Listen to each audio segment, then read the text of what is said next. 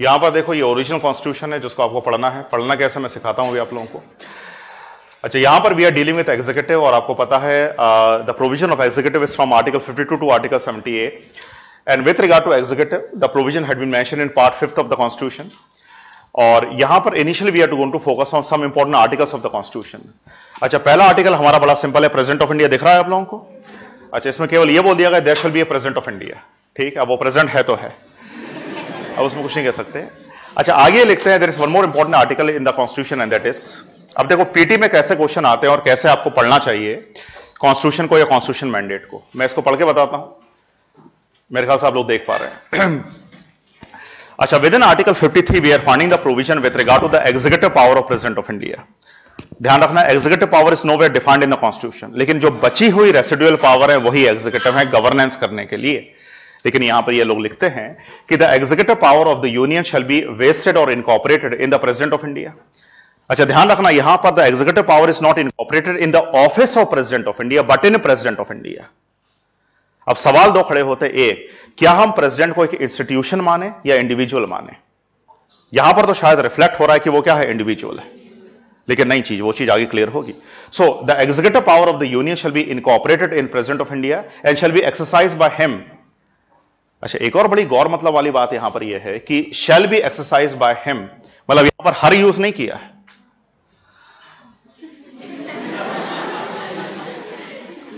समझो मैं क्या बोल रहा हूं? मतलब क्या हमारा कॉन्स्टिट्यूशन जेंडर न्यूट्रल नहीं है? और हिंदी में इसमें लिखा जाता है कि भारत का एक राष्ट्रपति होगा, पर होगी कहीं नहीं लिखा रहता है। अच्छा, आगे देखो जरा, बहुत सारे प्रोविजन है। Shall be exercise by him either directly और through its subordinate to him in accordance with his constitution. फिर मैं पढ़ता हूं, फिर इस पर हम लोग डिटेलिंग करते हैं। Without prejudice to the generally of the foregoing provision the supreme command of defence forces of the union shall be vested in the president and exercise thereof shall be regulated by law and so forth. ठीक है, खैर अभी जो मैं आपको ये बताना चाह रहा हूं, दो चीजें, कि within article 53 we are finding executive power of president of India and we are always considering president of India as a institution. क्योंकि यहां पर हमने हिम और हर नहीं लिखा, ही और शी नहीं लिखा, हर जगह ही आपको मिलेगा या हिम आपको मिलेगा। इससे बात ही बड़ी क्लियर होती है कि we are not considering president as a individual but we always consider president as an which one, institution. So all the executive power of the union shall be incorporated in the institution called as sorry president of India. अच्छा, अब question कैसे आते हैं जरा आप थोड़ा सा ध्यान देना। जैसे कि यहां पर एक फ्रेज में पढ़ रहा हूं, प्रोविजो पढ़ रहे हैं कि the executive power of the union shall be vested और incorporated in the president and shall be exercised by him either directly, या तो खुद करेगा, और थ्रू इट्स सबऑर्डिनेट। मैं आपको आगे बताता हूं कि प्रेसिडेंट के जो सबऑर्डिनेट है वो गवर्नमेंट है, तो या तो अपनी पावर को खुद एक्सरसाइज करता है या गवर्नमेंट के थ्रू करता है। ठीक है, to him in accordance with the constitution. अच्छा, 2 मिनट और दिमाग में क्लियर करना कि क्वेश्चन कैसे आ रहे हैं आपके एग्जामिनेशन में। देखो, 90% of the question which are going to be asked of course in the examination are from a particular category. मैंने आपको पहले भी बताया था। वो करते क्या है कि एक स्टेटमेंट दे देते हैं, कंसिडर द फॉलोइंग स्टेटमेंट, होता है ऐसा, and then they are giving some statement. It could be A B, 2 statement, और A B C 3 statement. Normally आजकल पहले 3 आते थे, आजकल 2 आने लगे। अच्छा, अब इसमें ये कुछ स्टेटमेंट यूज कर रहा है, मतलब फ्रेज लिख दे रहा है, और आपको ये चूज करना होता है कि ये फ्रेज, इसमें से कौन सा फ्रेज सही है, कौन सा स्टेटमेंट गलत है, यही होता है ना। And then they are giving the option A and B is correct, और बी और C is correct, A B C is correct, और ऑल आर रॉन्ग, जो भी कुछ है। अच्छा, 90% of the question which are asked of course in PT examination are from the same category, more than 90% बल्कि। पहले ये होता था, पिछले एग्जामिनेशन, पिछला तो बड़ा सरप्राइजिंग एग्जामिनेशन था आप लोगों के लिए, सबके लिए था, पर उससे पहले ये होता था कि नॉर्मली जो क्वेश्चन आते थे पीटी में वो कॉन्स्टिट्यूशन के प्रोविजन से आते थे। लेकिन अब जो क्वेश्चन आ रहे हैं, मतलब पिछले 2 साल से मैं ट्रेंड देख रहा हूं, मैं आपको दिखाऊंगा भी आप लोगों को, अब जो क्वेश्चन आ रहे हैं वो उस लॉ से आ रहे हैं which are pass by the parliament in support to the provision of the constitution. I mean, they are asking question with regard to Contempt of Court Act. They are asking question with regard to Judicial Inquiry Act. They are asking question about Representation of People Act and so on and so forth. मतलब ये जो सारे law हम लोग आगे पढ़ेंगे इस पर, ये जो सारे लॉ पास किए, ये पास किए ऑफ कोर्स पार्लियामेंट ने इन support of the provision of the constitution. So now they are asking the question they are not asking the question from the constitution. They are asking the question. अच्छा, कभी कभी तो कुछ question IPC CrPC से पूछ लिए उन लोगों ने, वो भी तो लॉ ही है. 2019 में पूछे थे सीआरपीसी से 2 क्वेश्चन। तो मैं जो कहना चाहता हूं कि अगर हम लोग कॉन्स्टिट्यूशन के आर्टिकल पढ़ रहे हैं नहीं तो ये पूरी चीज कंप्लीट नहीं होगी। अच्छा, मेरे लिए भी प्रैक्टिकली ये पॉसिबिलिटी नहीं है कि मैं हर एक टॉपिक को कवर करवा सकूं आप लोगों को।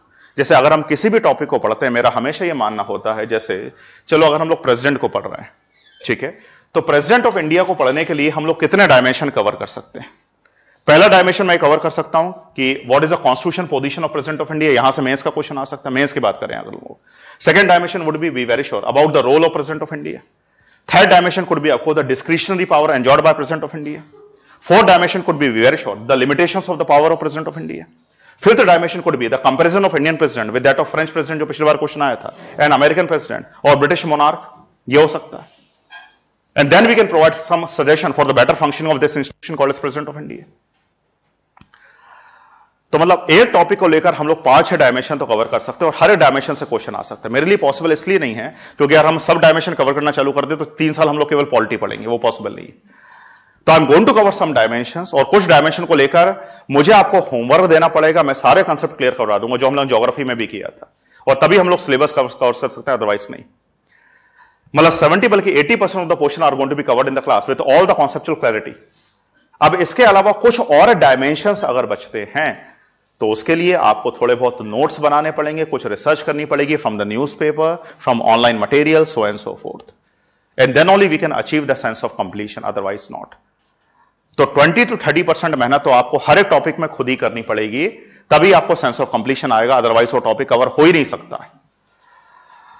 अच्छा, थोड़ी बहुत फोरकास्टिंग हम लोग ये कर सकते हैं कि कैसा क्वेश्चन आ सकता है, पर प्रिडिक्शन तो नहीं कर सकते ना। अगर मान लो 3 या 4 डायमेंशन हमने कवर कर लिया और ये सोचा कि आपको the question would be asked in PT और mains from the same dimension, लेकिन अगर एक नए डायमेंशन से क्वेश्चन आ गया, then what we can do. तो मैं आपको सारे डायमेंशन बता तो जरूर दूंगा, but we can not cover every dimension of course in the class. Agree? And with regard to these dimension of course you have to do some research work. Conceptually मैं सब कुछ क्लियर कर दूंगा आपको, ये भी बता देंगे कहां से पढ़ना है, ठीक। अच्छा, एक काम आप लोग और करिए कि एक इंस्टीट्यूट है जिसे बोलते हैं IIP है, पढ़ने का यही तरीका होता है, बाकी सारी बुक्स सब स्टैंडर्ड है। लक्ष्मीकांत तो मैं इसलिए पढ़ा दे रहा हूं क्योंकि अगर मैं मना भी करूंगा तो भी आप लक्ष्मीकांत पढ़ोगे, इसलिए मैंने कहा चलो उसको पढ़ ही लो ताकि वो आपको लगे कि भाई वो टॉपिक मैंने पढ़ लिया है, ठीक है। इसलिए लक्ष्मीकांत ले आना कल से। अच्छा, एक इंस्टीट्यूट है which is called as Indian institute of public administration, IIPA करके। IIP के जर्नल्स का सब्सक्रिप्शन ले लो, ऑनलाइन सब्सक्रिप्शन ले लो, थोड़ा सा महंगा होगा, साल भर का 9,000 रुपए में मिलेगा, पर इतना इन्वेस्ट करना पड़ेगा, ठीक है।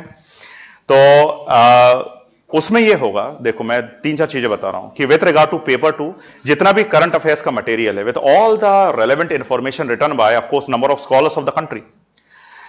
हमारे देश में पब्लिक एडमिनिस्ट्रेशन में या कॉन्स्टिट्यूशन फ्रेमवर्क के एरिया में R&D करने वाला केवल एक इंस्टीट्यूट है, IIPA।